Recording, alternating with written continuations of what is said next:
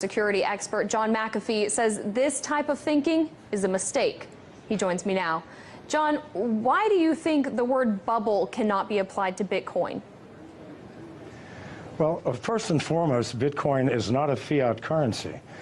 It costs over $1,000 to create a Bitcoin today in electricity and computing costs. Second, the value of Bitcoin is linked to the number of users and the number of transactions. It is not a speculative investment, even though it is being used as such by many people. As the Bitcoin network grows, the value of Bitcoin grows. As people move into Bitcoin for payments and receipts, they stop using US dollars, euros, Chinese yuan, which in the long term devalues these currencies. So what you're seeing is more of a currency devaluation than a bubble in Bitcoin. As more people use it, it has more intrinsic value. And again, the cost of producing a Bitcoin increases with the value of the Bitcoin. So this is not something that we're pulling out of thin air. This is something that's created with massive amounts of electricity and computing power.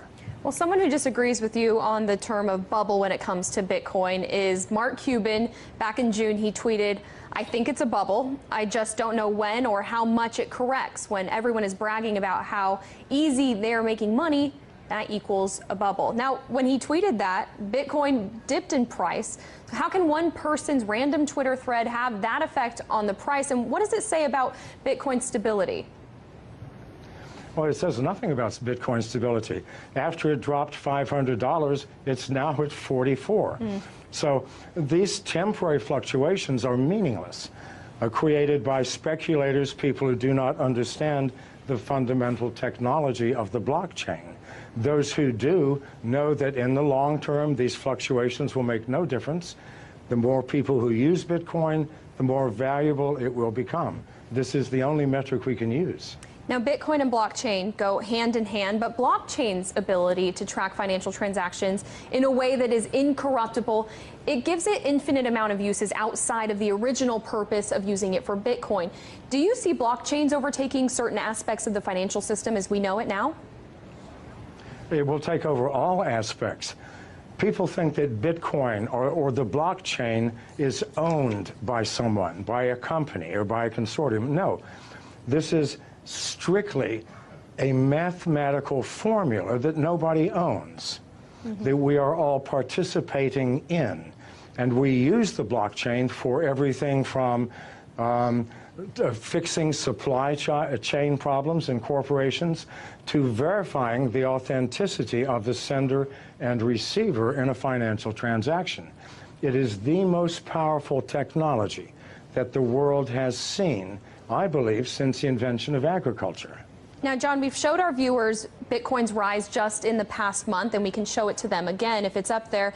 But on July 17th, 1 month ago, you tweeted that Bitcoin's low of 1,800 yesterday simply could not be maintained. In the long term, Bitcoin moves above 500,000 within 3 years. Bet, you ask? So I ask you, John, do you stand by your statement?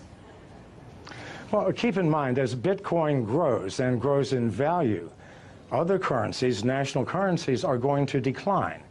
So the advantage to using Bitcoin, the advantages are huge. If I do a wire transfer, it'll take me 24 hours. If I do a Bitcoin transfer, it takes me 30 seconds. It is instantaneous. I know people who do not use any other currency now other than Bitcoin. They buy their houses, their cars, everything using Bitcoin by connecting to other users who sell the things that they need. As more and more people use this, what will happen to national currencies? They will obviously devalue. They have to. So that 500,000 includes a massive devaluation in the US dollar, which absolutely has to come if Bitcoin continues to grow at its current rate. Well, it's certainly a community effort, and the Bitcoin community and for other cryptocurrencies, it's only growing. John McAfee, founder of McAfee Incorporated, thank you so much for your thoughts today.